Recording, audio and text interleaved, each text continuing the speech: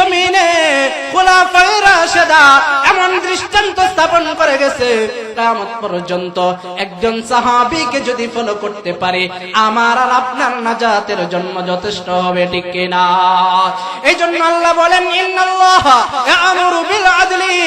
ও দুনিয়ার জমিনের মানুষ ভালো করে শুনো, যদি জমিনে ইনসাফ প্রতিষ্ঠা করতে পারো, দুনিয়ার জমিনে যদি ন্যায়পরায়ণতা দেখাইতে পারো, দুনিয়ার জমিনে যদি সামঞ্জস্যতা দেখাইতে পারো, ভারসাম্যহীনতা যদি দেখাইতে পারো, ভারসাম্যতা যদি ঠিক রাখতে পারো, আল্লাহর নবী ঘোষণা দিয়েছেন আল ইমামুল আদিল, হাশরের ময়দানে আল্লাহ 7 শ্রেণীর মানুষকে তারা আরশের ছায়ার নিচে জায়গা দিবেন।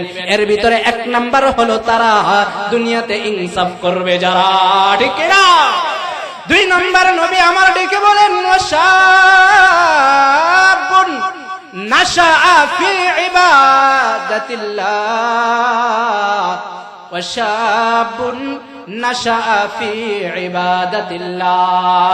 হাশরের ময়দানে আল্লাহর আরশের ছায়ার নিচে 2 নম্বরে যারা জায়গা পাবে, নবী ডাক দিয়ে বলেন তারা হলো যারা ওই সমস্ত যুবক নিজের যৌবনটা ইসলামের পথে কাজে লাগায় যারা। আল্লাহু আকবার। এই যুবকরা আছো এখানে, ইসলামের পক্ষে সময়কে কাজে লাগানো যাবে, নিজের যৌবনকে কাজে লাগানো যাবে? নারায়ে তাকবীর, নারায়ে তাকবীর। আয় আল্লাহ, আপনি আমাদেরকে আপনার দ্বীনের জন্য কবুল করেন, সকলে বলে আমিন। আল্লাহর নবী বলেন ওয়াশাবুন নাশাআ ফি ইবাদাতিল্লাহ, 2 নাম্বার আল্লাহর আরশের নিচে জায়গা পাবে তারা যুবক যারা ইসলামের পক্ষে সময় ব্যয় করে যারা। আল্লাহর নবী ডাক দিয়ে কয় যুবকের দল ভালো করে শুনো,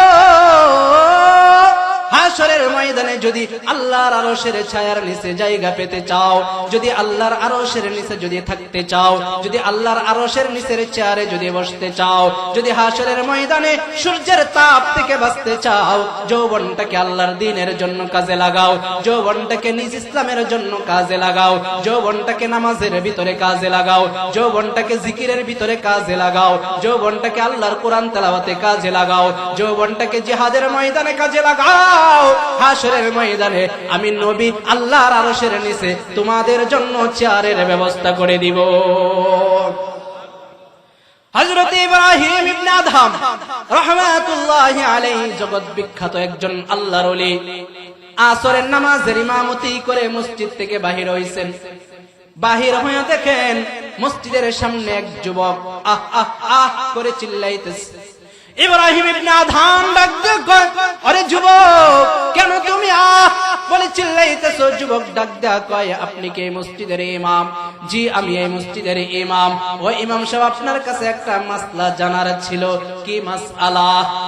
যুবক ডাক দিয়ে কয়, হুজুর আমার এই যৌবন বয়সে যেদিন থেকে আমি বালেগ হয়েছি, যেদিন থেকে আমি বুঝেছি নামাজ ফরজ, যেদিন থেকে বুঝেছি আমার উপর আল্লাহর হুকুম বিধান ফরজ, ও মসজিদের ইমাম, সেদিন থেকে 1 ওয়াক্ত নামাজ কোনদিন আমি ইচ্ছায় অনিচ্ছায় কাজা করি নাই। আল্লাহু আকবার।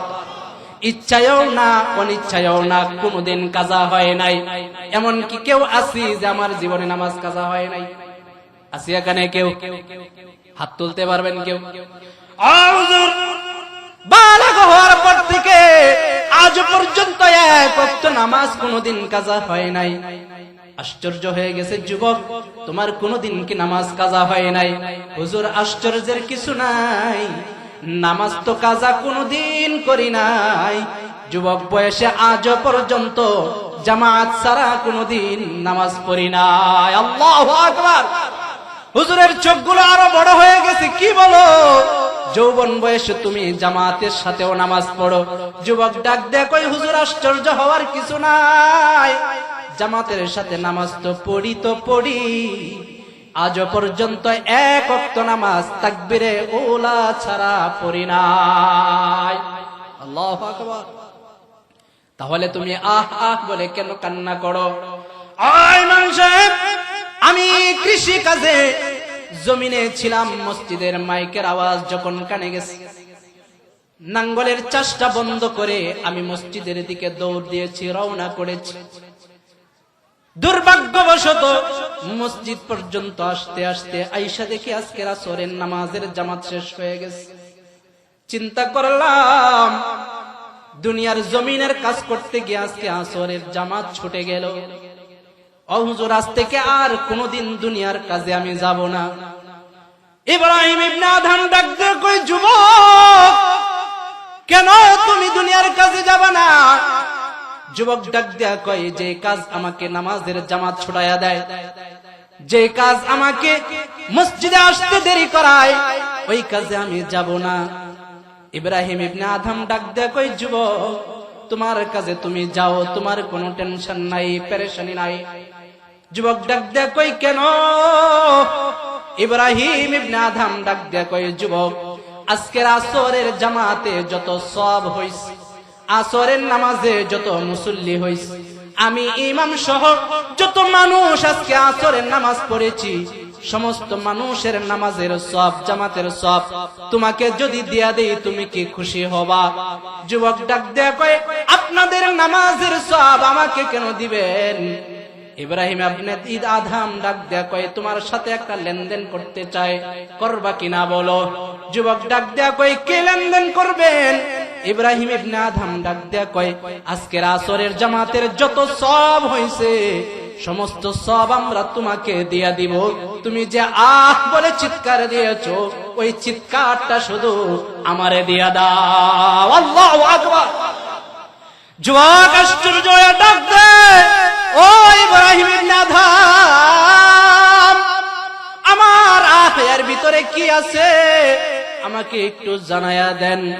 ইব্রাহিম ইবনে আদম ডাক দিয়ে কয়, এরে যুবক, আল্লাহর পক্ষ থেকে আমার কাছে ইলহাম আসছে, আসরের নামাজে যত মানুষ নামাজ পড়ছে, আসরের নামাজে যত মানুষ শরীক ছিল, আমি ইব্রাহিম ইবনে আদম সহ সমস্ত মানুষ জামাতে নামাজ পড়ে যে পরিমাণ সওয়াব পেয়েছি, তুমি জামাতে নামাজ আদায় না করে আহ বলে যে আফসোস করছো, আল্লাহ তার চেয়ে ডাবল সওয়াব তোমার আমল নামায় লিখে দিছে। ভাইরা, যারা নিয়মিত নামাজ পড়ে তারা যদি এক ওয়াক্ত নামাজ পড়তে না পারে অন্তরে জ্বালা শুরু হয়ে যায়, ঠিক কিনা? আওয়াজ দিয়ে বলেন ঠিক কিনা? যারা 5 ওয়াক্ত নামাজ পড়ে এদেরকে জিজ্ঞেস করবেন, এক ওয়াক্ত নামাজ পড়তে না পারলে অন্তরে কি জ্বালার সৃষ্টি হয়? আগুন দিয়েও সেই জ্বালা সৃষ্টি করা যায় না, আঘাত করেও সেই জ্বালা সৃষ্টি করা যায় না। নামাজ ছুটে গেলে অন্তরে যে আগুন জ্বলে, ওই আগুন আর নিবানো যায় না। ওই আগুন নিবানোর একটা মাত্র সূরত, পরের ওয়াক্তে আল্লাহর কাছে চোখের পানি ফালায়া কাঁদতে হয়, আল্লাহ আগের নামাজটা পড়তে পারি নাই, কাজা করলাম, আল্লাহ তুমি মাফ করে দাও।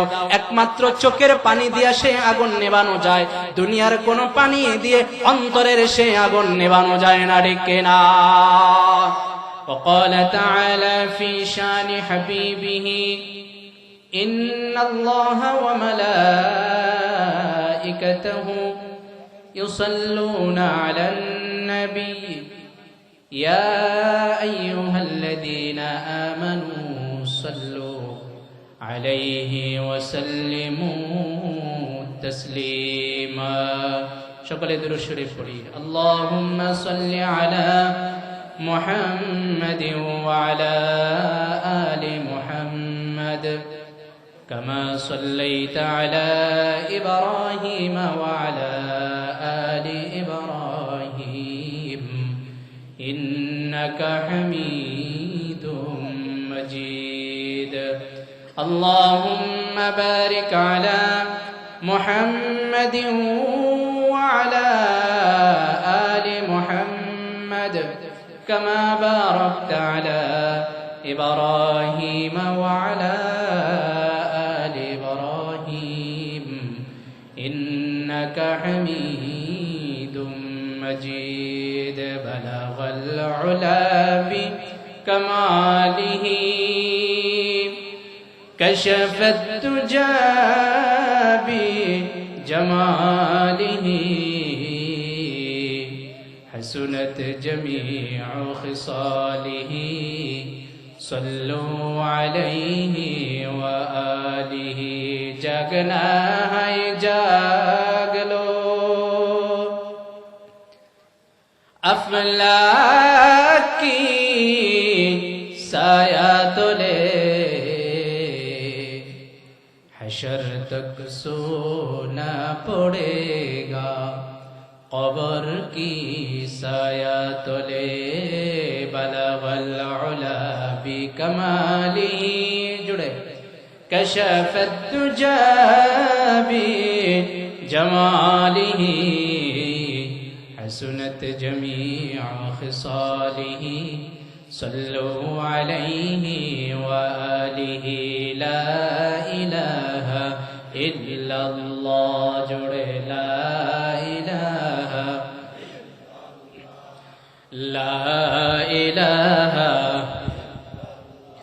আকাশের মালিক যে আল্লাহ জমিনের মালিক সে আল্লাহ পড়ো লা ইলাহা ইল্লাল্লাহ লা ইলাহা বুজুর্গি কি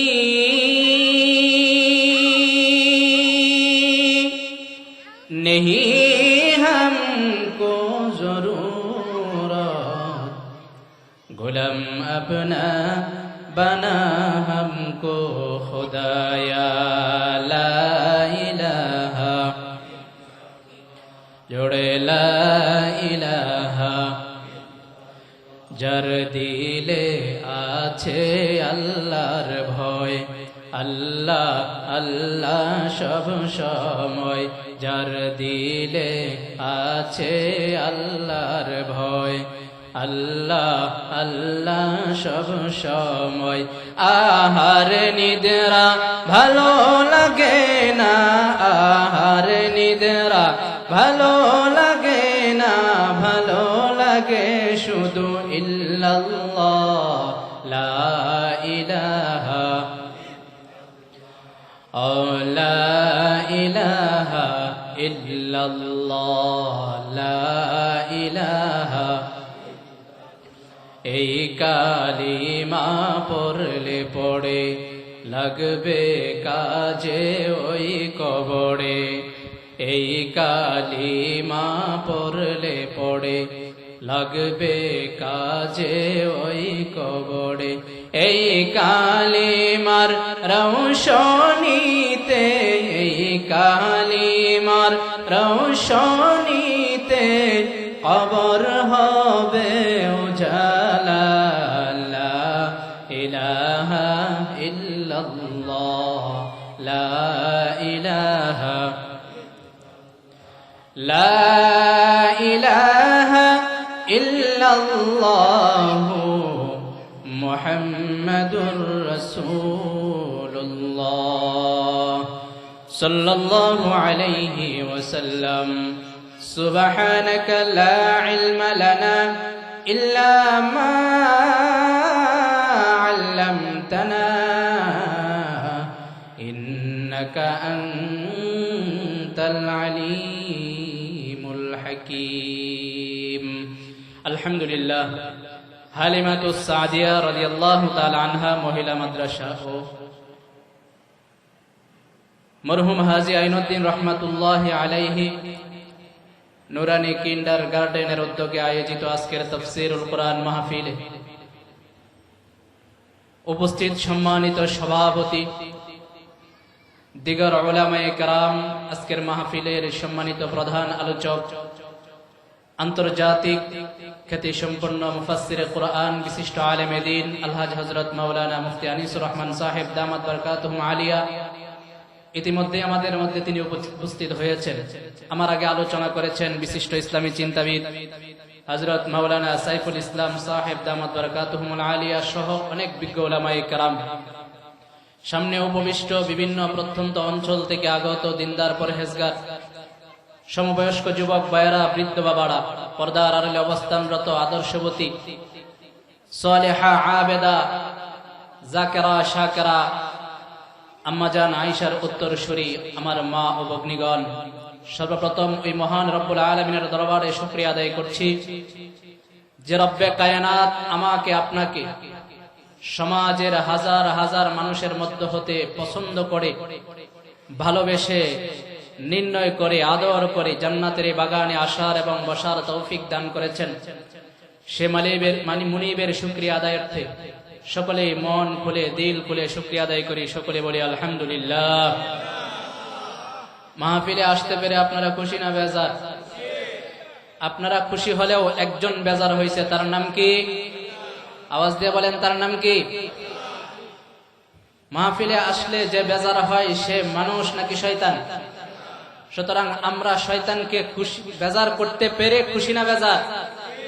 আমরা মাহফিলে আসাতে একজন খুশি হয়েছেন, তিনি কে? আল্লাহকে খুশি করতে পেরে আমরা খুশি না বেজার? আল্লাহকে যে খুশি করতে পারবে, আল্লাহর ওয়াদা হলো আমি সেই বান্দাকে হাসরের দিন খুশি করব। সুবহানাল্লাহ। এজন্য আল্লাহ তাআলা যেই কাজে খুশি হয়, শয়তান যেই কাজে বেজার হয়, মনে রাখতে হবে সেই কাজটা আমার নবীর কাজ, ঠিক কিনা? যে কাজ করলে শয়তান খুশি হয়, আল্লাহ বেজার হয়, সেই কাজটা শয়তানের কাজ। সুতরাং আমরা যে কাজ করতে এসেছি বসেছি, সেই কাজে যেহেতু আল্লাহ খুশি, শয়তান বেজার, সুতরাং এই কাজটা কার? আর আওয়াজ দিয়ে বলতে হবে কার? আমরা আল্লাহর বান্দা হয়ে আল্লাহর কাজ করতে কোনো ভয় আছে? আল্লাহর দিন প্রচার করতে আমাদের কোনো ভয় আছে? এজন্য আল্লাহর জমিনে আল্লাহর বিধান চলবে, আল্লাহর জমিনে আল্লাহর কথা চলবে, আল্লাহর জমিনে আল্লাহর হুকুম চলবে। কোন বাতিল যদি তাতে বেজারা হয়, অসন্তুষ্ট হয়, তাতে আমাদের কোনো কিছুর আসে আর যায় না, ঠিক কিনা? ভাইরা আমার, আমি আপনাদের সামনে কোরআনুল কারীমের চমৎকার একটা আয়াত আমি তেলাওয়াত করেছি। মুফাসসিরিনে কেরাম লিখেছেন, আল্লাহ তাআলা যদি এই জাতীয় আয়াত হাজার হাজার নাজিল না করে একটা দুইটা আয়াত নাজিল করে যদি উম্মতের সামনে রাখতেন, বান্দার সামনে রাখতেন, আর যদি আল্লাহ তাআলা বলতেন বান্দা এই আয়াতের উপর আমল করো, মুফাসসিরিনে কেরাম লিখেছেন একটা আয়াত বান্দার জান্নাতে যাওয়ার জন্য যথেষ্ট হয়ে যাবে। সুবহানাল্লাহ। সেরকম একটা আয়াত আমি আপনাদের সামনে তেলাওয়াত করেছি। বিশ্ব নবী, মানবতার নবী, সর্বকালের সর্বশ্রেষ্ঠ নবী, আমার নবী, আপনার নবী, দু জাহানের নবী, কুল কায়নাতের নবী, প্যারা নবী হাবিবুল্লাহ, তার পবিত্র মুখ নিঃসৃত অসংখ্য গণিত হাদিসের টুকরা হতে লম্বা একখানা হাদিস আপনাদের সামনে আমি তেলাওয়াত করেছি। যদি রব্বে কায়নাত আমাকে তৌফিক দান করেন, আয়াত এবং হাদিসকে সামনে রেখে কিছু তত্ত্ববহুল আলোচনা করার চেষ্টা করব। আল্লাহ তাআলা আমাকে বলার এবং আপনাদেরকে আমলের নিয়তে শোনার তৌফিক দান করুন। সকলে বলে আমিন। আল্লাহ তাআলা কোরআনুল কারীমে বলেন, ইন্নাল্লাহা ইয়া'মুরু বিল আদলি ওয়াল ইহসানি ওয়া ইতা'i যিল কুরবা ওয়া ইয়ানহা 'আনিল ফাহশা'i ওয়াল মুনকারি ওয়াল বাগই يعظكم لعلكم تذكرون।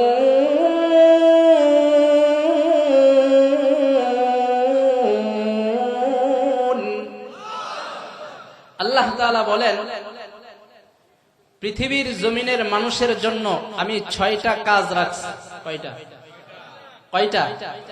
6টা কাজ রাখছি। 3টা কাজ বান্দা করবে, 3টা কাজ বান্দা ছাড়বে। কয়টা কাজ করবে? 3টা। ছাড়বে কয়টা? 3টা। আমার কথা না আল্লাহর কথা? আল্লাহ বলেন বান্দা 3টা কাজ করবে, 3টা কাজ ছাড়বে। আল্লাহ সুসংবাদ দিয়েছেন, ইয়াইযুকুম লাআল্লাকুম তাযাক্কারুন। ওই সমস্ত বান্দাদের জন্য কোরআনের অন্য আয়াত আর তালাশ করার দরকার নাই। এই আয়াতেই তার ওয়াজের জন্য, নসিহতের জন্য, মুক্তির জন্য, জান্নাতে যাওয়ার জন্য যথেষ্ট করে দিবেন। তিনি কে? আল্লাহ তাআলা ডাক দিয়া বলেন, ইন্নাল্লাহা ইয়া'মুরু বিল আদলি ওয়াল ইহসান ওয়া ইতা'i যিল কুরবা وينهى عن الفحشاء والمنكر والبغي يعظكم لعلكم تذكرون।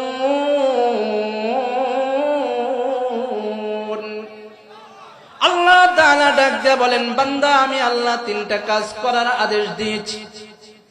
তিনটা কাজ আমি আল্লাহ নিষেধ করেছি, তিনটা কাজ করবা, তিনটা কাজ ছাড়বা। এই মোট 6টা কাজ আমার যে বান্দা করবে, আল্লাহ ডাক দিয়ে বলেন ইয়াইজুকুম লাআল্লাকুম তাযাক্কারুন। ওই বান্দার জান্নাতে যাওয়ার জন্য আল্লাহর কোরআনের এই আয়াতে যথেষ্ট হয়ে যাবে। কয়টা কাজ? কয়টা? 6টা। কয়টা? করতে হবে কয়টা? ছাড়তে হবে কয়টা? 3টা। আমি একটা একটা করে বলবো, দেখবো এই 3 কাজ আমি করি কিনা। আবার একটা একটা করে বলবো, পরের 3টা দেখবো আমি এই 3 কাজ ছাড়ি কিনা। যদি 3 কাজ করা আমার ভিতরে পাওয়া যায়, 3 কাজ ছাড়া আমার ভিতরে পাওয়া যায়, মনে মনে নিজেকে নিজে সাক্ষী দিতে পারেন, আল্লাহর কথা যেহেতু মানছিস, হয়তো তুই জান্নাতে যেতে পারবে। সুবহানাল্লাহ বলেন। আর যদি আমি বলার পরে যদি নিজেকে মনে হয় না আমি তো এই কাজের পক্ষে নাই, তাহলে নিজেকে আপনি দোষী সাব্যস্ত করতে পারেন, অপরাধী ভাবতে পারেন, নিজেকে আসামি ভাবতে পারেন। এবং অপরাধী আসামি যখন ধরা পড়ে সে সংশোধনের চেষ্টা করে, ঠিক কিনা? যখন আমার ভিতরে আমার ভুলটা ধরা পড়বে, তখন আমার আপনার কাজ হবে সংশোধনের চেষ্টা করা, ঠিক কিনা? এজন্য আমি একটা একটা বলবো, আপনারা শুনবেন আর নিজেকে নিজে প্রশ্ন করবেন, আল্লাহ যে বললো এটা করতে, তুই করো কিনা? আল্লাহ যে বললো এটা করতে, তুমি করো কিনা? আল্লাহ যে করতে বললো এটা আমি করি কিনা? আল্লাহ যে ছাড়তে বললো আমি ছাড়ি কিনা? ঠিক আছে না? ইনশাআল্লাহ চমৎকার এক আয়াত তেলাওয়াত করেছি, হয়তো সময় কুলাইতে পারবো না আমি, বাকি যে পর্যন্ত যেতে পারি শুনবেন, মজা পাবেন। তখনই মজা পাবেন যখন আমলের নিয়ত থাকবে, ঠিক কিনা? আর যদি আমলের নিয়ত না থাকে তো নিজেকে দোষী মনে হবে না, দোষী মনে হবে হুজুরকে, যে হুজুর আমারই কইতাছে কথাটি। কথা বলেন ঠিক কিনা? পুলিশ ঢুকে এলাকায় একজনকে ধরার জন্য, কিন্তু এই পুলিশ দেখে কি একজনেই ভয় পায় নাকি যারা আসামি সবাই ভয় পায়? আওয়াজ দিয়ে বলেন, সবাই ভয় পায়। এজন্য আমি কথা বলবো সবার সংশোধনের নিয়তে। যদি কেউ ধরা পড়েন যে না আমি ধরা পড়ছি, তাহলে আমাকে দোষী সাব্যস্ত না করে নিজেকে দোষী সাব্যস্ত করবেন আর সংশোধনের নিয়ত করবেন। আল্লাহ চাহে তো আল্লাহ আপনাকে সংশোধনী দিয়ে দিবে। সুবহানাল্লাহ বলেন। আল্লাহ বলেন ইন্নাল্লাহা ইয়া'মুরু বিল আদলি ওয়াল ইহসান ওয়া ইতা'i যিল কুরবা ওয়া ইয়ানহা আনিল ফাহশা'i ওয়াল মুনকারি ওয়াল বাগই। পৃথিবীর জমিনের মানুষেরা মনোযোগ দিয়ে শোনো, আমি আল্লাহর পক্ষ থেকে নির্দেশনা হলো 6টা, 3টা মানতে হবে, 3টা ছাড়তে হবে।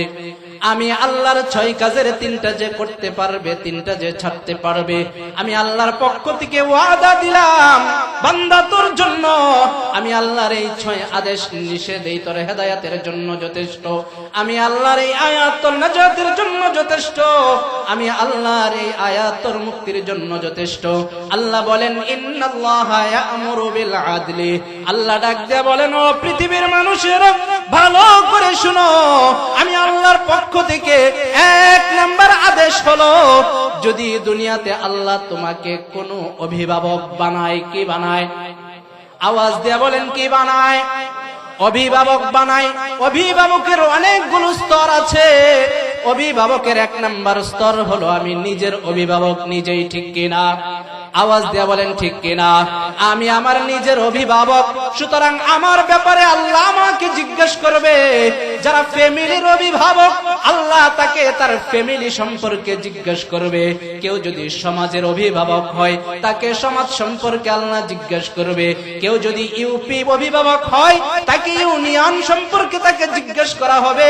কেউ যদি উপজেলার অভিভাবক হয়, তাকে উপজেলা সম্পর্কে জিজ্ঞেস করা হবে। কেউ যদি থানার যদি কেউ অভিভাবক হয়, তাকে আল্লাহ পুরা থানা ব্যাপী জিজ্ঞেস করবেন। কেউ যদি জেলার অভিভাবক হয়, আল্লাহ তাকে পুরা জেলা ব্যাপী জিজ্ঞেস করবেন। কেউ যদি বিভাগীয় অভিভাবক হয়, আল্লাহ তাকে পুরা বিভাগের ব্যাপারে জিজ্ঞাসাবাদ করবেন। কেউ যদি রাষ্ট্রের অভিভাবক হয়, আল্লাহ ডাক দিয়ে কয় পুরা রাষ্ট্র সম্পর্কে তাকে জিজ্ঞেস করা হবে। সুতরাং যারাই অভিভাবকের দায়িত্ব পালন করবে, তাদেরকে আল্লাহ টার্গেট করে বলে বলেন ইন্নাল্লাহা ইয়া'মুরু বিল আদলি, আল্লাহর পক্ষ থেকে নির্দেশনা হলো যতটুক জায়গায় তোমার অভিভাবকত্ব চলে, যতটুক জায়গায় তোমার ক্ষমতা চলে, আমি আল্লাহর আদেশ হলো ততটুক জায়গায় তুমি ইনসাফ প্রতিষ্ঠা করবে। কি প্রতিষ্ঠা করবে? কি প্রতিষ্ঠা করবে? সুতরাং আমি যে ঘরের অভিভাবক, ফ্যামিলির অভিভাবক, পুরা ফ্যামিলির সবার উপরে আমার ইনসাফ আছে কিনা, সবার উপরে আমার সমান দৃষ্টি আছে কিনা, সমান নজর আছে কিনা, আল্লাহ আমাকে জিজ্ঞেস করবে। ও দুনিয়ার অভিভাবক শুনো, তোমাকে আমি 6 জন সদস্যের ফ্যামিলির অভিভাবক বানায়া পাঠাইছিলাম, সবার উপরে সমান নজর রাখছো কিনা, নাকি কারো উপরে জুলুম করছো, কারো উপরে বেশি আদর দেখাইছো? তোমাকে আল্লাহ জিজ্ঞেস করবে তোমার ইনসাফ কতটুক ছিল।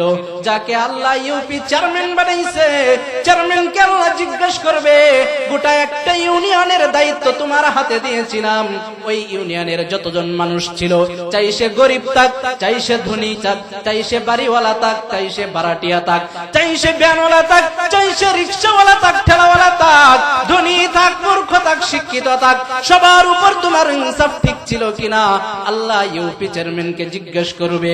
যদি ইনসাফ ঠিক থাকে, আল্লাহর নবী ডাক দেয়া বলেন হাশরের ময়দানে আল্লাহর আরশের নিচে 7 শ্রেণীর মানুষকে আল্লাহ আরশের ছায়ার নিচে জায়গা দিবেন।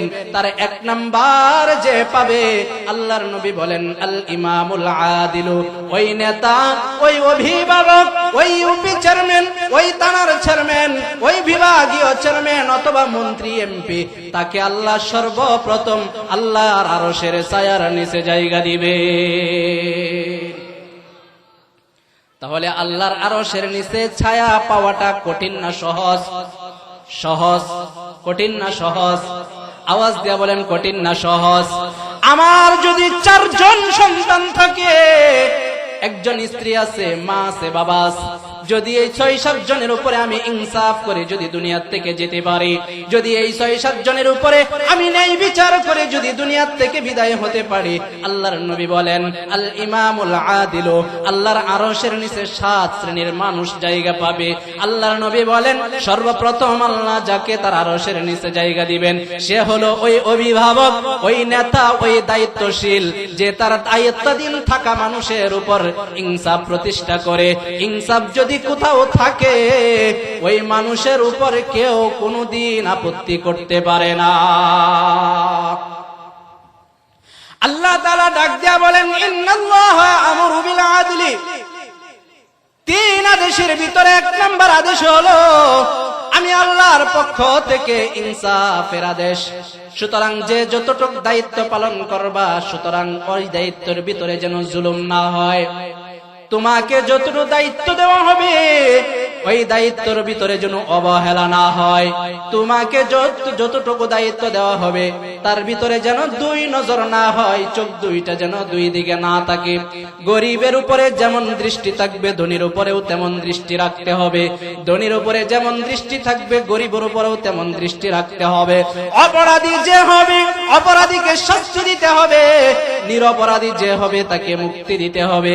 আল্লাহ ডাক দিয়ে বলেন আমার এই আদেশ যদি কোনো বান্দা পালন করতে পারে, আমার এই ইনসাফ নামক আদেশ যদি কেউ বাস্তবায়ন করতে পারে, নবীর মাধ্যমে আমার আল্লাহ জানায়া দেয়, নবী জানায়া দেন আমার ওই বান্দাকে আমার আরশের ছায়ার নিচে জায়গার ব্যবস্থা আমি আল্লাহ কুদরতের হাতে গড়ে দিব। ভাইরা আমার, এখন ইনসাফ শিখতে হয়।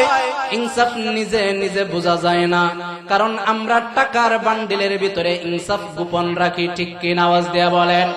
টাকার বান্ডেল যারটা যত বড় হয়, ইনসাফ তার দিকে তত দৌড়ায়। যার পক্ষ থেকে যত বেশি বান্ডিল আসে, নোট আসে, ইনসাফ তার দিকে দৌড়ায়। যার পক্ষ থেকে টাকাটা কম আসে, তার দিকে জুলুমের পাল্লা ভারী হয়। ঠিক কিনা? নবী আমার ডাক দেয়া কয় উম্মতের দল, ভালো করে শুনে রাখো, যদি পৃথিবীর জমিনে ইনসাফ করে আসতে পারো, যদি জুলুম না করো, আমি নবী কথা দিলাম আল্লাহর আরশের ছায়ার নিচে জায়গার ব্যবস্থা আমি নবী করে দিব। নাম্বার আদেশের নাম কি? আওয়াজ দেয়া বলেন নাম কি? আল্লাহর নবী বিশ্ব নবী রাহমাতুল লিল আলামিন দুনিয়াবাসীকে ইনসাফ দেখায়া গেছেন। আল্লাহর নবী দুনিয়াবাসীকে ইনসাফ শিখায়া গেছেন। আল্লাহর নবী দুনিয়ার বাসীর সামনে দৃষ্টান্ত রেখে গেছেন। আল্লাহর নবী দুনিয়ার মানুষের সামনে ইনসাফ রেখে গেছেন। আল্লাহর নবীর সামনে একদিন এক মহিলা বিচার নিয়ে আসছে, ডাক দিয়া বলে, নবী আমার, আমি অপরাধ করছি গো নবী, আমার বিচার করেন। নবী আমার ডাক দিয়া কই, ও মহিলা, তুমি যে অপরাধ করলা তার কোন সাক্ষী কি তোমার কাছে আছে? মহিলা ডাক দিয়ে বলে, নবী আমার, এমন অপরাধ করছি যে অপরাধের কোনো সাক্ষী থাকে না। নবী আমার ডাক দিয়ে বলে, ওরে মহিলা, এমন কি অপরাধ করছো যে অপরাধের কোনো সাক্ষী তোমার কাছে নাই? মহিলার ডাক দিয়ে কই, নবী আমার, পাহাড়ের গোড়ায় একজন রাখাল ছিল, ওই রাখালের সাথে আমি অন্যায় কাজে লিপ্ত হয়েছি গো নবী। ওগো নবী, আপনি বলুন, এমন অন্যায় কাজে কি কেউ সাক্ষী রাখে? আপনাদের কি কেউ ধারণা জিনার কাজে কেউ সাক্ষী রাখে? আওয়াজ দেয়া বলেন রাখে। মহিলা ডাক দিয়ে বলে, নবী আমার, এমন অন্যায় করছি যে অন্যায়ের কোনো সাক্ষী থাকে না। ওগো নবীজি, আমার অন্যায়ের সাক্ষী আমি নিজের মুখ দিয়ে দিলাম। নবী আমার ডাক দিয়ে বলে, তাহলে তোমার বিচার হবে। তবে জানতে চাই, যে অপরাধ করছো এই অপরাধের কারণে তোমার পেটে বাচ্চা আছে কিনা? মহিলা ডাক দিয়ে কই, নবী আমার, আমার পেটে একটা 2 মাসের বাচ্চা আছে গো নবী। নবী আমার ডাক দেয়া কই, মহিলা, তোমার বিচার করব ঠিক আছে, তবে তোমার পেটে থাকা বাচ্চার বিচার আমি করতে পারবো না। তার কোনো দোষ নাই, তার কোনো অন্যায় নাই। মহিলা ডাক দিয়ে বলে, নবী আমার, তাহলে আমি কি করব বলুন? নবী আমার ডাক দেয়া বলে, মহিলা, যাও, যখন তোমার বয়স, তোমার বাচ্চার বয়স যখন 10 মাস তোমার পেটে হবে, দুনিয়ার জমিনে যখন আগমন করবে, তোমার যখন প্রসব হবে, ওই বাচ্চাকে নিয়ে তখন তুমি আমার কাছে আসবা। মহিলা প্রসব করার পর বাচ্চাকে কোলে নিয়ে নবীর কাছে আসছে, আর ডাক দিয়ে বলে, ওগো নবীজি, এই যে আমার কোলের বাচ্চা গো নবী, এই সেই বাচ্চা যাকে নিয়ে 8 মাস আগে আপনার কাছে আমি এসেছিলাম। ওগো নবীজি, আমার বাচ্চা দুনিয়াতে আসছে, এখন আমার বিচার করেন। নবী আমার ডাক দিয়ে কই, মহিলা, ভালো করে শুনো, তোমাকে যদি আমি এখন বিচার করি, এই বাচ্চাকে দুধ পান করার মতো কোন মহিলা আছে কিনা? মহিলা ডাক দিয়ে বলেন, না গো নবী, এই মহিলাকে, এই বাচ্চাকে দুধ পান করানোর মতো কোন মহিলা এখন নাই। নবী আমার ডাক দিয়ে কয়, তোমার বিচার তাহলে এখন হবে না, যাও, বাচ্চা নিয়ে যাও। যখন 2 বৎসর পূর্ণ হবে, বাচ্চা যখন নিজের হাতে খেতে পারবে, বাচ্চার যখন দুধ পান শেষ হবে, তখন তুমি বাচ্চা নিয়ে আমার কাছে আসবা। মহিলা নবীদের কাছ থেকে বিদায় নেয়া বাচ্চা নিয়ে চলে গেছে। 2 বৎসর পরে মহিলা সেই বাচ্চাকে নিয়ে নবীর দরবারে হাজির। নবী আমার ডাক দিয়ে কই, মহিলা, তোর মতো আসামি কোনদিন দেখি নাই। দুনিয়ার আসামি পালানোর চেষ্টা করে আর তুমি বারবার কেন ধরা দাও?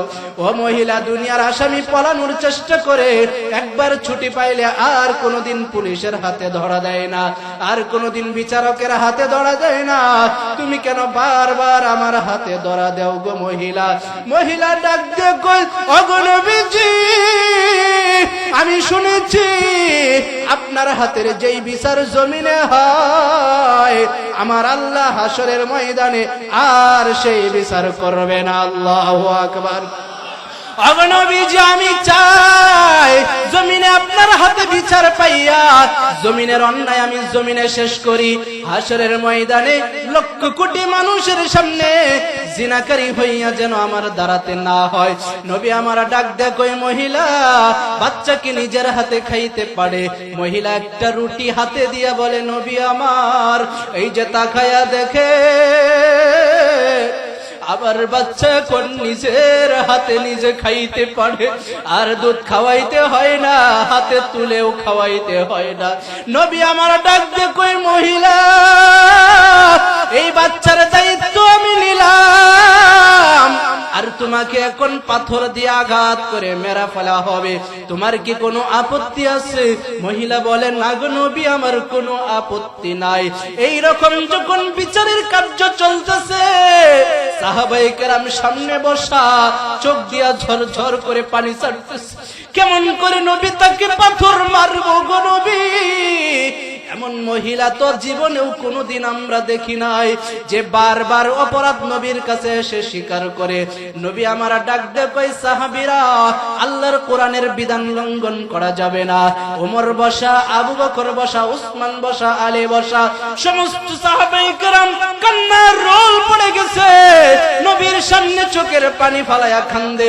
নবী আমার ডাক দিয়ে কই, সাহাবীরা, কানলে লাভ নাই, কান্দা আমাকে আল্লাহর বিধান থেকে এক চুল সরাইতে পারবা না।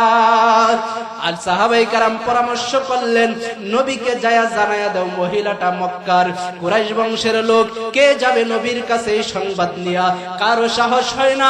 সবাই মিলে নবীর একজন আদরের পালিত একজন সন্তান ছিল, নাম ছিল যায়েদ ইবনে হারেসা, মনে আছে সবার?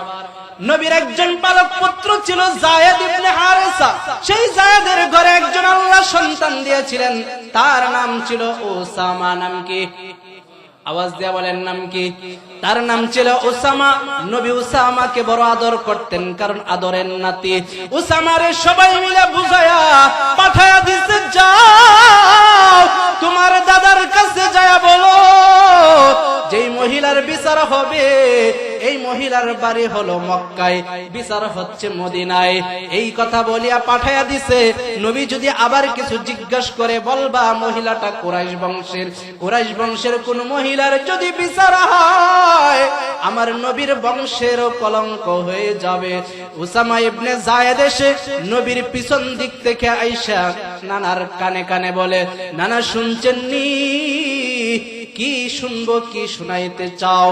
উসামা ইবনে যায়েদ ডাক দিয়ে বলে, দাদা জান, যেই মহিলার বিচার করবেন, মহিলার বাড়ি কিন্তু মদিনায় না। নবী বলে, বাড়ি কোথায়? বাড়ি মক্কায়। ওগো চাচা, ও দাদা জান, এই মহিলার বাড়ি মক্কায়, কুরাইশ বংশের লোক। যদি আপনি বিচার করেন, আপনার বংশের কলঙ্ক হবে। নবী কথা শোনার পর চেহারাটা লাল হয়ে গেছে, চোখগুলো লাল হয়ে গেছে। নবীজি বসা ছিলেন, লাফ দিয়া দাঁড়ায় গেছে। ওরে উসামা, তোমারে বড় চালাক বাপ থাম, কিন্তু তুমিও যে এত বোকা আমার জানা ছিল না। আজকের এই বিচারে যত সুপারিশ করো, কোন সুপারিশ কবুল করা হবে না। আমি নবী আসছি আল্লাহর জমিনে আল্লাহর হুকুম বিধান কায়েম করার জন্য। আল্লাহর হুকুম হলো, আস-সারিকু ওয়াস-সারিকাতু ফাকতাউ আইদিয়াহুমা, কেউ যদি চুরি করে তার হাত কেটে দিবে। আজ-জানিয়াতু ওয়াজ-জানি ফাজলিদু কুল্লা ওয়াহিদিন মিনহুমা, আর যদি কেউ জিনা করে তাকে পাথর মেরে মেরে ফেলতে হবে। আরে উসামা ইবনে যায়েদ, যাও যাও, সরে যাও, আমার কাছে কোনো সুপারিশ চলবে না। শুনে রাখো, আজকের এই জায়গায় যদি আমার কন্যা ফাতেমাও হতো, আমি নবী এক চুল পরিমাণ ছাড় দিতাম না। আল্লাহু আকবার। নবী আমার পৃথিবীর জমিনে শিখায়া গেছে, ইনসাফের জায়গায় ইনসাফ রাখতে হবে, কোরআনের আইনের জায়গায় কোরআনের আইন রাখতে হবে। নিজের বংশের হোক, নিজের রক্তের হোক, নিজের দলের হোক, নিজের পরিচিত হোক, নিজের আদরের সন্তান হোক, আদরের কলিজার টুকরা হোক, নবী আমার শিখায়া গেছে, না, আল্লাহর কোরআনের সামনে আত্মীয়তা চলে না, ঠিক কিনা? হযরতে ওমর ফারুক রাদিয়াল্লাহু তাআলা আনহুর খেলাফতের জামানায় তার সন্তানের ব্যাপারে তার কাছে একটা অভিযোগ আসছে, যে অভিযোগের কারণে হযরতে ওমর তার সন্তানকে 80টা বেত দিছে। কোন কোন বর্ণনায় আসছে যখন 50টা বেত দিছে, সন্তান মারা গেছে। সেই মারা সন্তান যাওয়ার পরে কবরের উপরে বাকি আরো 30টা দিয়ে ক্ষতিপূরণ দিছে। কোন কোন বর্ণনায় আসছে যখন 50টা দিছে, বেহুশ হয়ে গেছে, আবার পানি দিয়ে সুস্থ করছে। সুস্থ করার পর আবার ওমর তার সন্তানকে পিটাইছে। ওমর ডাক দিয়ে কয়, আমার সন্তান হোক অথবা অন্য কারো সন্তান হোক, এই জমিনে আল্লাহর কোরআনের বিধান লঙ্ঘন করলে তার সাথে আমি ওমরের আপোষ চলবে না, ঠিক কিনা? দুনিয়া কি সদাকত মে তেরা নাম রহেগা, সিদ্দিক তেরা নাম সে इस्लाम रहेगा, सिद्दीक तेरा नाम से इस्लाम रहेगा। दुनिया की सदाकत में तेरा नाम रहेगा, दुनिया की सदाकत में तेरा नाम रहेगा। सिद्दीक तेरा नाम से इस्लाम रहेगा, सिद्दीक तेरा नाम से इस्लाम रहेगा। दुनिया की अदालत में तेरा नाम रहेगा, दुनिया की अदालत में तेरा नाम रहेगा। फारूक तेरा नाम से इस्लाम रहेगा, फारूक तेरा नाम से इस्लाम रहेगा। दुनिया के शुजाअत में तेरा नाम रहेगा, दुनिया की शुजाअत में तेरा नाम रहेगा। हैदर तेरा नाम से इस्लाम रहेगा, अली तेरा नाम से इस्लाम रहेगा। दुनिया की सियासत में तेरा नाम रहेगा, दुनिया की सियासत में तेरा नाम रहेगा। उस्मान तेरा नाम से इस्लाम रहेगा, उस्मान तेरा नाम से इस्लाम रहेगा। दुनिया में हो दुनिया का तलबगार नहीं हो, दुनिया में हो दुनिया की तलबगार नहीं हो। बाजार से गुजार हो तो खरीदार नहीं हो, बाजार से गुजर हो तो खरीदार नहीं हो। अल्लाह আকবার। পৃথিবীর জমিনে খোলাফায়ে রাশেদা এমন দৃষ্টান্ত স্থাপন করে গেছে, কিয়ামত পর্যন্ত একজন সাহাবীকে যদি ফলো করতে পারে আমার আর আপনার নাজাতের জন্য যথেষ্ট হবে, ঠিক কি না? এইজন্য আল্লাহ বলেন ইন্নাল্লাহা ইয়া'মুরু বিল আদলি। ও দুনিয়ার জমিনের মানুষ ভালো করে শুনো, যদি জমিনে ইনসাফ প্রতিষ্ঠা করতে পারো, দুনিয়ার জমিনে যদি ন্যায়পরায়ণতা দেখাইতে পারো, দুনিয়ার জমিনে যদি সামঞ্জস্যতা দেখাইতে পারো, ভারসাম্যহীনতা যদি দেখাইতে পারো, ভারসাম্যতা যদি ঠিক রাখতে পারো, আল্লাহর নবী ঘোষণা দিয়েছেন আল ইমামুল আদিল, হাশরের ময়দানে আল্লাহ 7 শ্রেণীর মানুষকে তার আরশের ছায়ার নিচে জায়গা দিবেন। এর ভিতরে 1 নাম্বার হলো তারা দুনিয়াতে ইনসাফ করবে যারা, ঠিক না? 2 নাম্বার নবী আমার ডেকে বলেন ওয়াশাবুন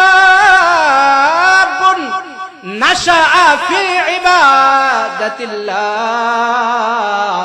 ওয়াশাবুন নাশাআ ফি ইবাদাতিল্লাহ। হাশরের ময়দানে আল্লাহর আরশের ছায়ার নিচে 2 নম্বরে যারা জায়গা পাবে, নবী ডাক দিয়ে বলেন তারা হলো যারা ওই সমস্ত যুবক নিজের যৌবনটা ইসলামের পথে কাজে লাগায় যারা। আল্লাহু আকবার।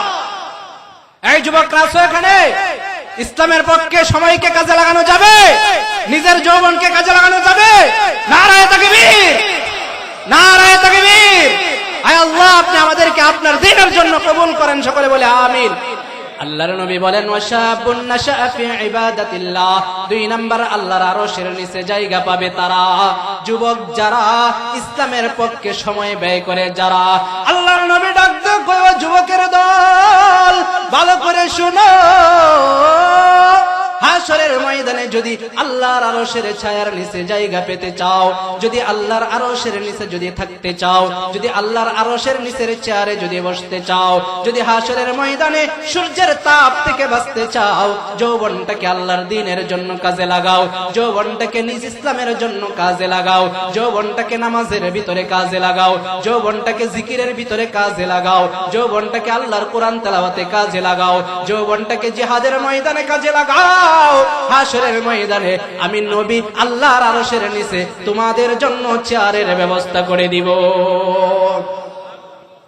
হযরত ইব্রাহিম ইবনে আদহাম রাহমাতুল্লাহি আলাইহি জগৎ বিখ্যাত একজন আল্লাহর ওলি আসরের নামাজের ইমামতি করে মসজিদ থেকে বাহির হইছেন।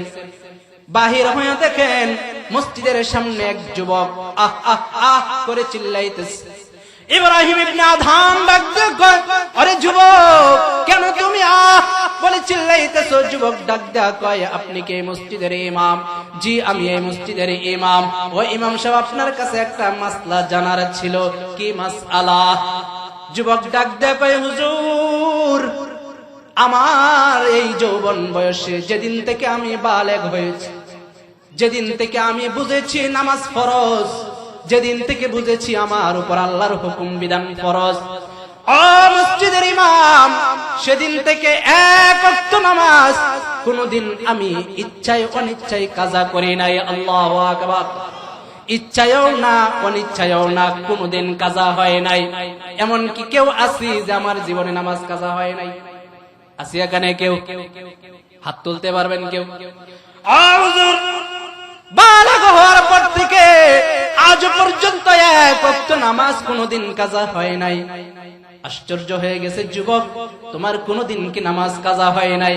হুজুর, আশ্চর্যের কিছু নাই, নামাজ তো কাজা কোনদিন করি নাই। যুবক বয়সে আজ পর্যন্ত জামাত ছাড়া কোনদিন নামাজ পড়ি নাই। আল্লাহু আকবার। হুজুরের চোখগুলো আরো বড় হয়ে গেছে। কি বলো? যৌবন বয়সে তুমি জামাতের সাথেও নামাজ পড়ো?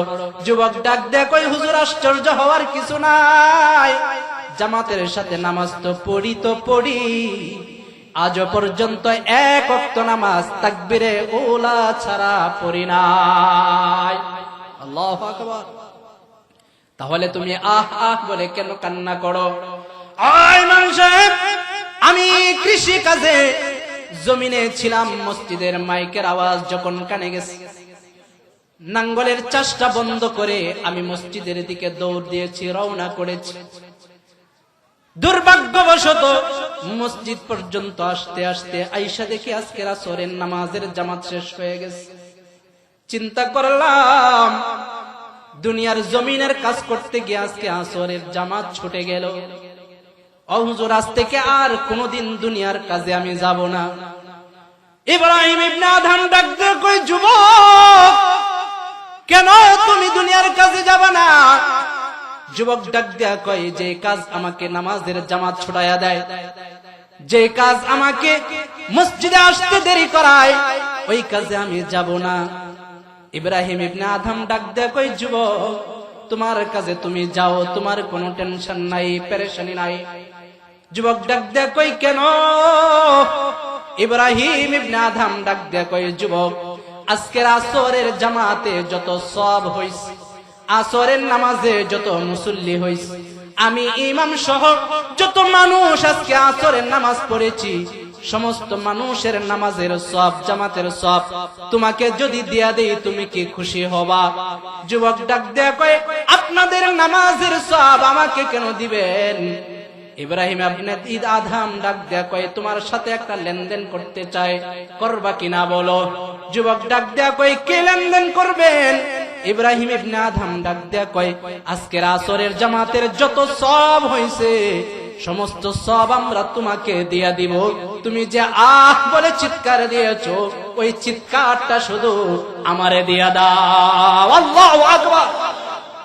যুবক আশ্চর্য হয়ে ডাক দেয়, ও ইব্রাহিম ইবনে আদহাম, আমার আহের ভিতরে কি আছে আমাকে একটু জানায়া দেন।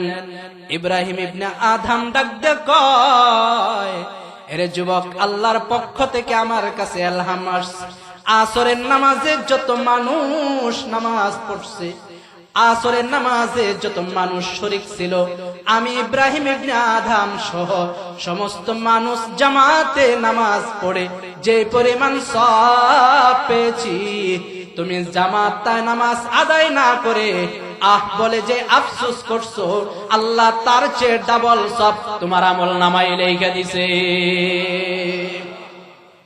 ভাইরা, যারা নিয়মিত নামাজ পড়ে তারা যদি এক ওয়াক্ত নামাজ পড়তে না পারে অন্তরে জ্বালা শুরু হয়ে যায়, ঠিক কিনা? আওয়াজ দিয়ে বলেন ঠিক কিনা? যারা 5 ওয়াক্ত নামাজ পড়ে এদেরকে জিজ্ঞেস করবেন, এক ওয়াক্ত নামাজ পড়তে না পারলে অন্তরে কি জ্বালার সৃষ্টি হয়? আগুন দিয়েও সেই জ্বালা সৃষ্টি করা যায় না, আঘাত করেও সেই জ্বালা সৃষ্টি করা যায় না। নামাজ ছুটে গেলে অন্তরে যে আগুন জ্বলে, ওই আগুন আর নিভানো যায় না। ওই আগুন নিভানোর একটা মাত্র সূরত, পরের ওয়াক্তে আল্লাহর কাছে চোখের পানি ফালায়া কাঁদতে হয়, আল্লাহ আগের নামাজটা পড়তে পারি নাই, কাজা করলাম, আল্লাহ তুমি মাফ করে দাও। একমাত্র চোখের পানি দিয়ে সেই আগুন নেভানো যায়, দুনিয়ার কোন পানি দিয়ে অন্তরের সেই আগুন নেভানো যায় না, ঠিক কিনা? ভাইরা আমার, আল্লাহর নবী ডাক দিয়ে বলেন, ওয়াশাবুন নাশাআ ফি ইবাদাতিল্লাহ। ও যুবকের দল, ভালো করে শুনো, যারা যৌবন বয়সটা আল্লাহর দ্বীনের রাস্তায় কাটাইবা, যারা আল্লাহর পথে চলবা, নবীর পথে চলবা, কোরআনের পথে চলবা, ইসলামের পথে চলবা, যৌবন কালটাকে তুমি যদি আল্লাহর দেওয়া বিধানে যদি পরিচালনা করতে পারো, নবী আমার ডাক দেয়া কয়, হাশরের ময়দানে আল্লাহর আরশের নিচে, ও যুবক, তোর জন্য চেয়ারের ব্যবস্থা আমি নবী নিজের হাতে করব, কোনো টেনশন করবি না। আল্লাহর আরশের নিচে ছায়া পাওয়ার মতো আশা আছে কার কার? আল্লাহর আরশের নিচে ছায়া পাওয়ার আশা আছে কার কার? আল্লাহর নবী ডাক দিয়ে বলেন, 7 শ্রেণীর মানুষকে আল্লাহ হাশরের ময়দানে আরশের ছায়ার নিচে জায়গা দিবেন।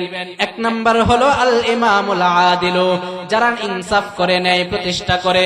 2 নাম্বার হলো ওয়াশাবুন নাশাআ ফি ইবাদাতিল্লাহ, ওই সমস্ত যুবক যারা যৌবন কালটাকে আল্লাহর রাস্তায় কাটায়, কোরআনের পথে কাটায়, নবীর হাদিসের পথে কাটায়, ইসলামের পথে কাটায়, নবীর আদর্শের পথে কাটায়। কত হাজার যুবক আছে, তাকায়া দেখো, যদি এখন বলা হয় নবীর অপমানে যারা দাঁড়াবে তাদের বিরুদ্ধে লড়তে হবে, জিহাদ করতে হবে, জীবন দিতে হবে, হাজার হাজার যুবক তৈরি আছে যারা নবীর পক্ষে জীবন দিতে রাজি, ঠিক কিনা? ভাইরা আমার, এবার বুড়ো মেয়েরা বলবে, হুজুর নবী বললেন যুবকদেরকে আল্লাহর আরশের নিচে ছায়া দিবে, আমাদেরকে কোনো অপশন নাই, আমাদেরকে কোনো সূরত নাই। নবী ডাক দিয়া কয়, বুড়ো তোমরাও তো আমার উম্মত, ঠিক কিনা?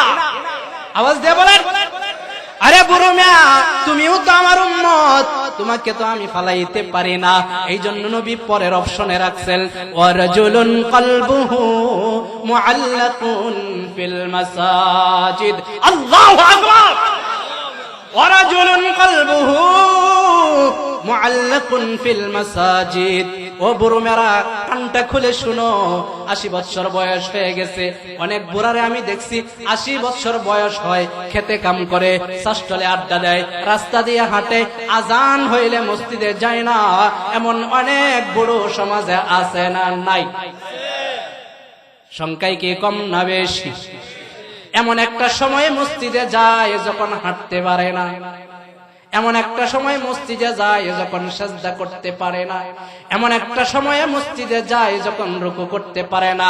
যায় একটা চেয়ার লয়, টান দেয় নবাবের মতো বয়, ইমাম বয় নিচে, সে বয় ইমামের ঘরে।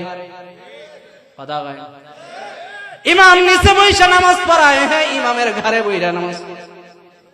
কে তোমার যখন বাবার যোগ্যতা ছিল তখন আসলা না কেন? যখন রুকু দেওয়ার শক্তি ছিল তখন আসলা না কেন? যখন জমিনে সেজদা দেওয়ার শক্তি ছিল আসলা না কেন? যখন দাঁড়ায়া থাকার শক্তি ছিল তখন আসলা না কেন? তখন দুনিয়ার সমস্ত আকাম কুকাম কইরা বেড়াইছো, এখন ঘরে বুড়িও জায়গা দেয় না, রাস্তায় যুবকরাও জায়গা দেয় না, শাস্ত্রে বসতে গেলেও ধাক্কায়া উঠায়া দেয়, একটু পরে পরে কাশে। এখন জায়গা না পায়া জায়গা একটা পাইছে, মসজিদের কোনায় চেয়ার নিয়ে বসে আর হেলান দিয়া বয়া বয়া যাবে। এজন্য সময় থাকতে মসজিদে যাবো তো ইনশাআল্লাহ। আল্লাহর নবী ডাক দিয়ে বলেন, ওয়ারাজুলুন কলবুহু মুআল্লাকুন ফিল মাসাজিদ, যাদের অন্তরটা মসজিদের সাথে লাইগা থাকে, যারা অন্তরটা মসজিদের সাথে জুইলা থাকে, ফজরের নামাজ পড়া আসছে, আবার কান খোলা, কখন জানি জোহরের আজান হয়, জোহর নামাজ পড়া আসছে, কান খোলা রাখে, কখন জানি আসরের আজান হয়, আসর পড়া আসছে, কান খোলা থাকে, কখন জানি মাগরিবের আজান হয়, মাগরিবের আজান হইছে, নামাজ পড়ে আসছে, কান খোলা, কখন জানি আশার আজান হয়। এশার নামাজ পড়ে ঘরে এসে বিছানায় শুইছে, একটু পরে পরে ঘুম ভেঙে যায়, আর ঘড়ির দিকে তাকায় কখন জানি মুয়াজ্জিন ফজরের আযান দেয়, কখন জানি ফজরের আযান হয়ে যায়। এমন মানুষ জমিনে আছে না নাই? এরা আছে বিদায় আল্লাহর আসমান এখনো জায়গায় আছে, এরা আছে বিদায় আল্লাহর জমিন এখনো জায়গায় আছে, এরা আছে বিদায় এখনো সূর্য দিনের বেলা উঠে, এরা আছে বিদায় এখনো রাতের অন্ধকার নামে, এরা আছে বিদায় এখনো জমিনে ফলন হয়, এরা আছে বিদায় এখনো আসমান থেকে বৃষ্টি হয়, এরা আছে বিদায় এখনো নদীতে পানি বয়, এরা আছে বিদায় এখনো গাছে ফল হয়, ঠিক কিনা? এরা যদি জমিনে না থাকতো তোমার মতো আমার মতো বেনামাজিরে আল্লাহ কুকুরের মতো খাওয়াই আমার তো, ঠিক কিনা? এই জন্য ভাইরা আমার, মসজিদের সাথে অন্তর লাগাইয়া দাও। যুবক হইলেও অন্তর লাগাও, বৃদ্ধ হয়ে গেছো, যে কয়দিন বাকি আছে অন্তরটা মসজিদে লাগাও। মসজিদে অন্তর লাগতে চাই না, তাবলিগে যায়া অন্তর ঠিক করে নাও। মসজিদে অন্তর যাইতে চাই না, চরমনাই যায়া নিজের অন্তরটা ঠিক করে নাও। মসজিদে অন্তর ঢুকতে চাই না, যাও উজানি যায় কলবটাকে টিকির জিকির করে ঠিক করে আসো। তোমার যদি অন্তর মসজিদের দিকে না টানে, জোর চলতেছে, তাবলিগের জোর থেকে চিল্লাই বের হও, ইস্তেমাত থেকে চিল্লাই বের হও, অন্তর ঠিক করো, মসজিদে যাও, আল্লাহর সাথে সম্পর্ক করো। কারণ আল্লাহর সাথে সম্পর্ক না করে যদি কবরে যাও, ফেরেশতাদের মুগর একটাও মাটিতে পড়বে না, সব কয়টা পিঠে। ভাইরা আমার, এই জন্য নবীজি বলেছেন ওয়ারাজুলুন কলবুহু মুআল্লাকুন ফিল মাসাজিদ, যাদের অন্তরটা মসজিদে ঝুলে থাকে, মসজিদের সাথে যাদের সম্পর্ক থাকে, মসজিদের সাথে যাদের মহব্বত থাকে, মসজিদের ইমামের সাথে যার মহব্বত থাকে, আলেমের সাথে যার মহব্বত থাকে, আল্লাহর নবী বলেন হাশরের ময়দানে আল্লাহর আরশের নিচে আল্লাহ তাকেও জায়গার ব্যবস্থা করবে, ঠিক কিনা? 4 নাম্বার নবীজি বলেন ওয়ারাজুলান তাহাব্বা ফিল্লাহ ইজতামা আলাইহি ওয়া তাফাররাকা আলাইহি।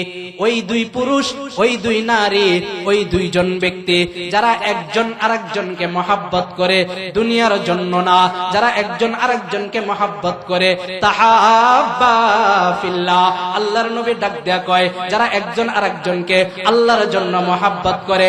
আমি আলেমকে মহব্বত করি তার কাছ থেকে দ্বীন শিখার জন্য, আমি আলেমকে মহব্বত করি তার কাছ থেকে আল্লাহর পরিচয় নেওয়ার জন্য, আমি আলেমকে মহব্বত করি তার কাছ থেকে নবীর সুন্নাত শিখার জন্য, আমি আলেমকে মহব্বত করি তার চরিত্রটা আমার ভিতরে নেওয়ার জন্য, আমি আলেমকে মহব্বত করি তার কাছ থেকে আমি ইসলাম শিখার জন্য।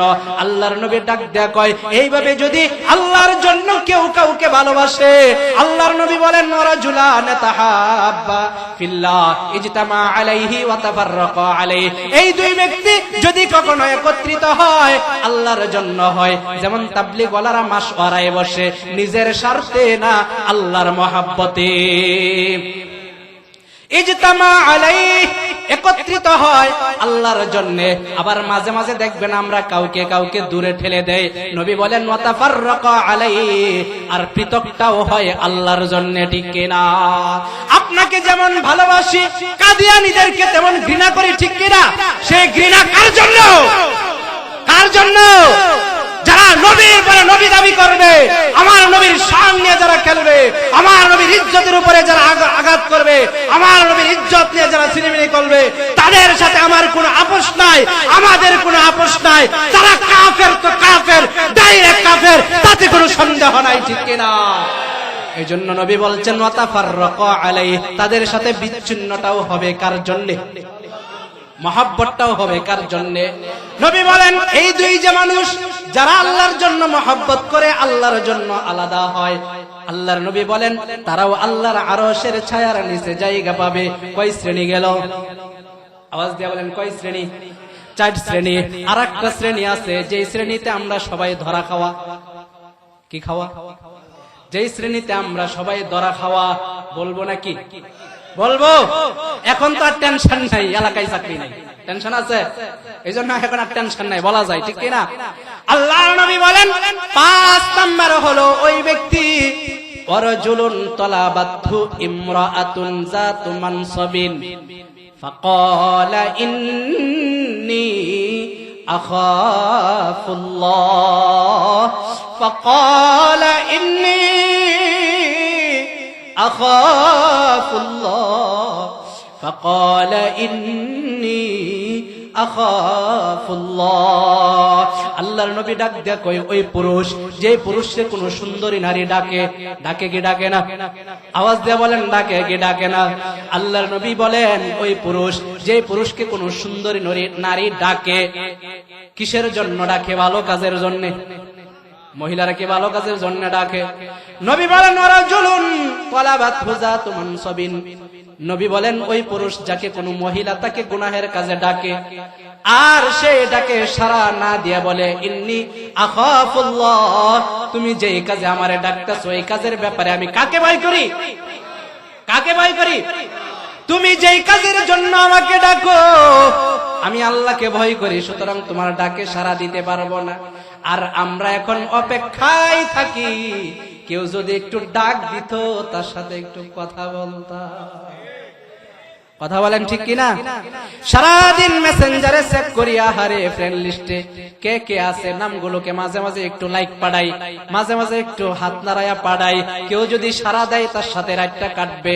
অথচ আল্লাহর নবী বলেন যদি কেউ তোমাকে ডাকে তুমি বলবা ইন্নী আখাফুল্লাহ, আমি আল্লাহকে ভয় করি, আমি হালাল বিবি ছাড়া তোমার সাথে কথা বলতে পারবো না। ঠিক কিনা? নবী বলেন যদি এইভাবে আসতে পারো, আমার নবী বলেন এই পুরুষের জন্য আল্লাহর আরশের নিচে ছায়ার ব্যবস্থা আছে, যদি কেউ না দেয় আমি নবী তার জায়গার ব্যবস্থা করে দিব। পারবো তো আমরা? এই যুবকরা কেউ ডাকলে সাড়া দিবা না বলবা আল্লাহকে ভয় করি? দেওবন্দ মাদ্রাসার একজন ছাত্র রাস্তা দিয়ে হেঁটে যায়, রাজার মেয়ে রাস্তায় ব্যারিকেড। ও ছাত্র, প্রতিদিন তুমি রাস্তা দিয়ে আসো আর যাও, তোমার চেহারাটা দেখতে চমৎকার, তোমার চেহারাটা দেখতে বলো ভালো, প্রতিদিন জানালা দিয়া তোমার যাওয়া আসা দেখি, কোনো কিছু বলার সাহস পাই না, আজকে সারপ্রাইজ দিয়া ছাড়বো। ছাত্রকে ডাইকে নিছে আমার বাবা কিন্তু রাজা, যদি আমার ডাকে সাড়া না দাও জেলে বাড়াইয়া দিব। ছাত্র ডাক দেয়া কয় কিসের জন্য তোমার ডাকে আমি সাড়া দিব? বাবা ডাকছে, বাসার ভিতরে যাইতে হবে, তোমার সাথে কথা আছে। ছাত্র রাজার ভয়ে বাড়ির ভিতরে ঢুকছে, যাওয়ার পরে ওই মহিলা তাকে একটা ঘরের ভিতরে বন্দি করছে, বন্দি কইরা বলে আজকে যদি তুমি আমার সাথে গুনাহের কাজ না করো আমি আগামীকাল ফেসবুকে ছাইরা দেব তুমি আমার সাথে এই কাজ করছো, সুতরাং না কইরাও তুমি দাগী আসামি হয়ে যাবা। এবার ছাত্র চিন্তা করলো নবীর হাদিস হলো কোন মহিলা ডাকলে যদি বলতে পারি ইন্নী আখাফুল্লাহ, আল্লাহকে ভয় করি, তাহলে আল্লাহর আরশের নিচে ছায়া পাবো। এই তো আমার সুযোগ আল্লাহর আরশের নিচে ছায়া পাওয়ার। মহিলা যখন তাকে এই গুনাহের প্রস্তাব দিছে, এবার ছাত্র ডাক দেখো তোমার কাজে আমি রাজি হলাম, তবে একটা শর্ত আছে। কি শর্ত আছে? আমার ইস্তেনজাই চাপ দিছে, আমার বাথরুমে চাপ দিছে, এই কাজ তো পেটে চাপ নিয়ে মজা পাওয়া যায় না? মজা পাওয়া যায়? আওয়াজ দিয়ে বলেন মজা পাওয়া যায়। আমাকে বাথরুমে যাওয়ার সুযোগ দাও, আমি বাথরুমে গিয়া আমি আমার জরুরত ছাইরা এরপর তোমার সাথে আমি আমার গুনাহের কাজে লিপ্ত হব। যখন মহিলা তাকে বাথরুম দেখাইয়া দিছে, ছাত্র এবার বাথরুমে ঢুকছে। বাথরুমে ঢোকার পর চোখের পানি সারাপ ছাইরা ছাইরা কান্দে, চোখের পানি ফালায়া কান্দে, আল্লাহ এমন এক জায়গায় ফাইসে গেছি বাইরে হওয়ার কোন সুরত নাই। আল্লাহ তার ভিতরে আবার বুদ্ধি দেয়া দিছে, বাথরুমের ভিতরে পায়খানা আছে, পায়খানা শরীরে মাখায়া যাও। ওই ছাত্র পায়খানা শরীরে মাখায়া এবার সে যায় মহিলার সামনে হাজির হইছে। বলুন এই সুরতে কি কেউ তাকে গ্রহণ করবে? ছাত্র সেখান থেকে যখন ছাত্রকে বের করে দিছে, দৌড়ায়া গেছে, যায় মাদ্রাসার পুকুরে গোসল করছে, সাবান দিয়া গোসল করে আবার মাদ্রাসায় ঢুকছে। উস্তাদ তার তালাশে আছে, আমার ছাত্র ক্লাসে নাই, কোথায় গেল কোথায় গেল, এত দেরি কেন? কিছুক্ষণ পর ছাত্র যখন ক্লাসে ঢুকছে, উস্তাদ তাকে কানে ধরে দাঁড় করাইছে, দাঁড় হও, এত দেরি হইল কেন, কোথায় গিয়েছিলা? ছাত্র কিছুই বলতে চায় না। উস্তাদ জানে কোনো এক ঘটনা ঘটছে, তখন ডাক দিয়ে বলে, হুজুর এমন এক জায়গায় ফাইসে গেছিলাম, ওই ফাসাদ থেকে বাঁচতে গিয়ে আমার লেট হয়ে গেছে। এবার উস্তাদ ডাক দিয়ে বলে, ও ছাত্র, তোমার শরীর থেকে জান্নাতি মেশকে আম্বরের ঘ্রাণ আসছে, আমি বুঝতে পারছি তুমি আল্লাহর কোন পরীক্ষায় এখন পাশ করে আসছো।